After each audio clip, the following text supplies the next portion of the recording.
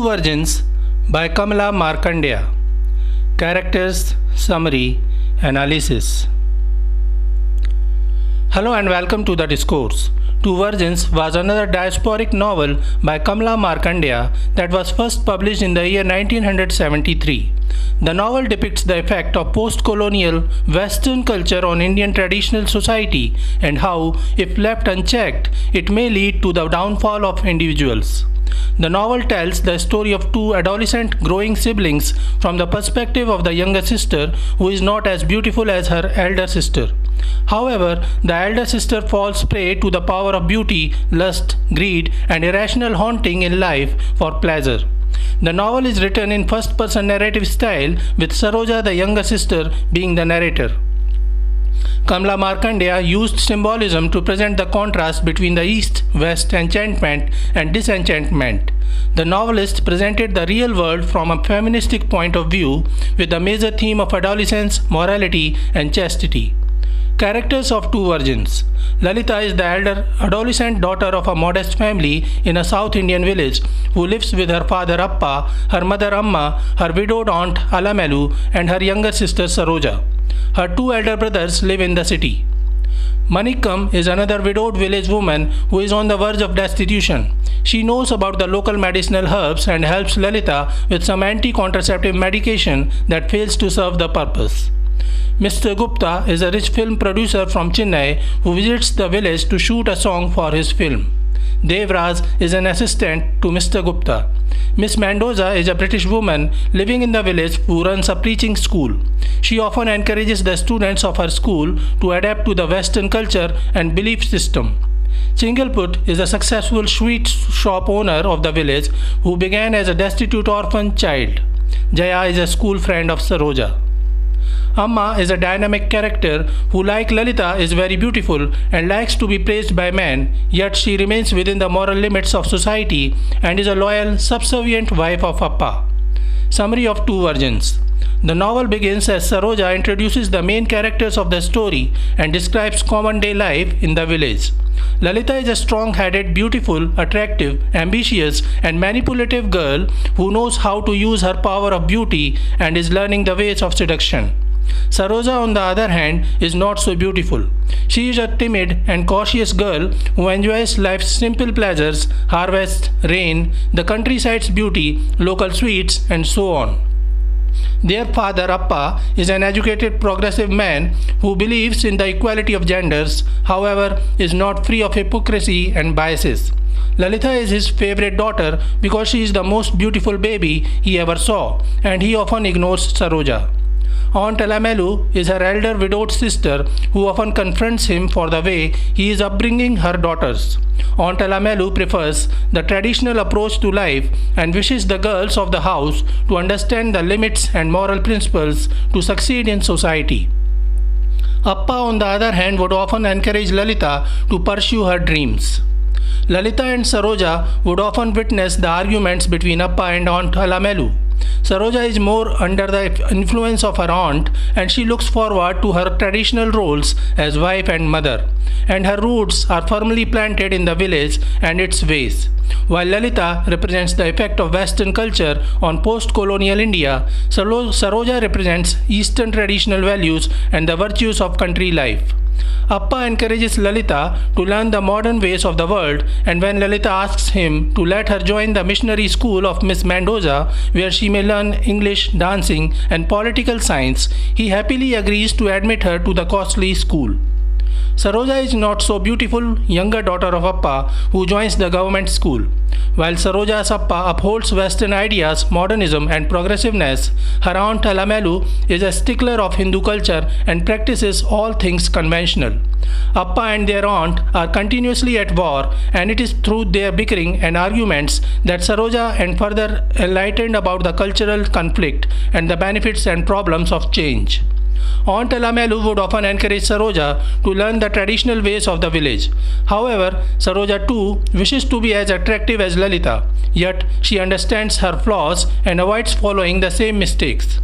Being the younger sister, she has the advantage of observing her elder sister and learning from her achievements and mistakes.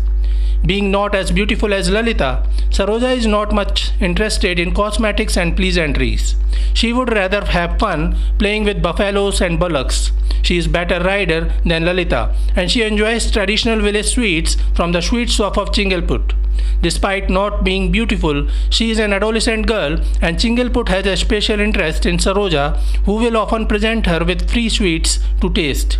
Lalita would often tease Saroja and claim that some are made beautiful while some others are not made so beautiful. But being a plain and simple girl, Saroja doesn't feel humiliated.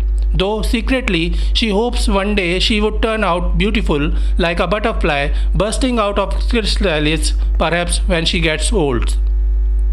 Saroja would often compare Lalita, her friends from the missionary school, and the girls of her own school. In Saroja's school, the girls wanted to be rounded and curvy, like the goddesses in the pictures. But in Lalita's, they were crazy for slimness except for breasts. Most of them didn't have much of breasts anyway, being the beginning at stage. Saroja would often think that she is not properly growing like Lalita and Jaya, her school friend, because Jaya's breasts were advanced and by comparison rounded and thrusting, whereas Saroja's were hardly more than swollen nipples. Saroja keenly observes the physical features of her mother, and she also compares that with that of Lalita's teacher, Miss Mendoza.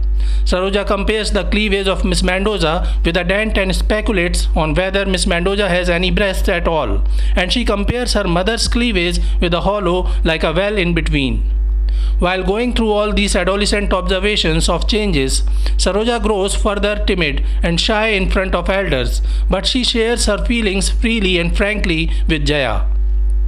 Lalita, on the other hand, is self-centered, confident, and frank. She is learning English, political science, and arts in Miss Mendoza's school.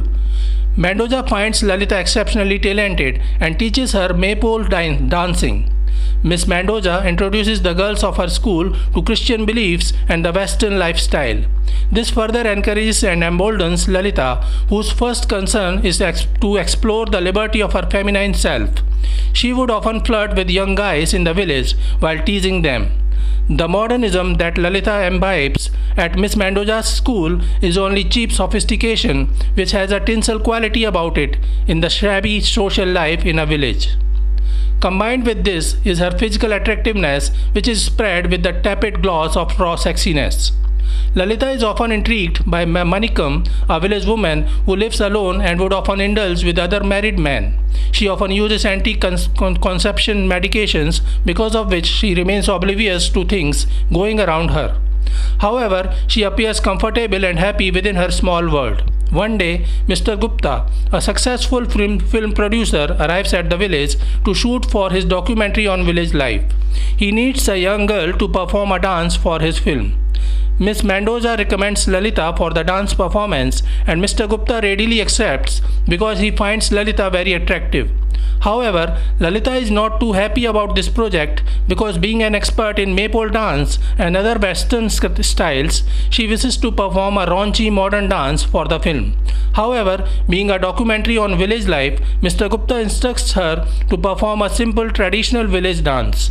Anyhow, Lalita performs in the film and she becomes instantly famous in the whole village and town and surrounding area.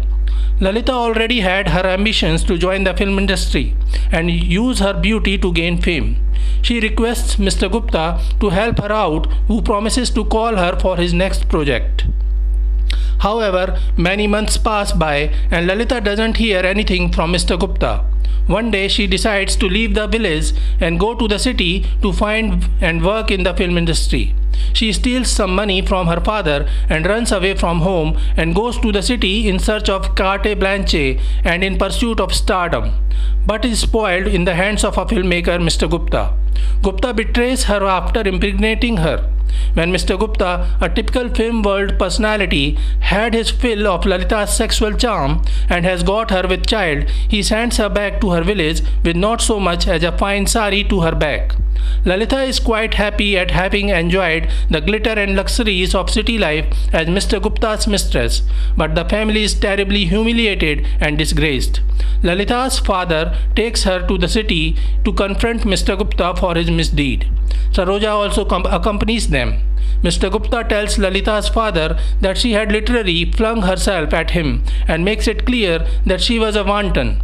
Anyhow, Mr. Gupta agrees to pay for the abortion and medication for Lalita.